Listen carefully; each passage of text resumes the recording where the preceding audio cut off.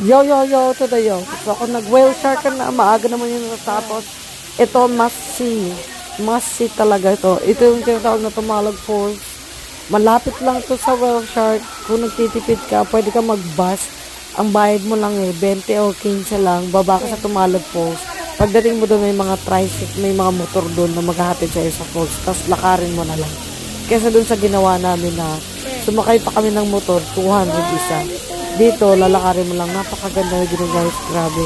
Kung nakarating ka na sa Disney World ng Florida, my God, sasabihin ko sa'yo, ito yung hindi mo nababalik yung Disney World. Dito ka na lang pupunta, walang real life eh.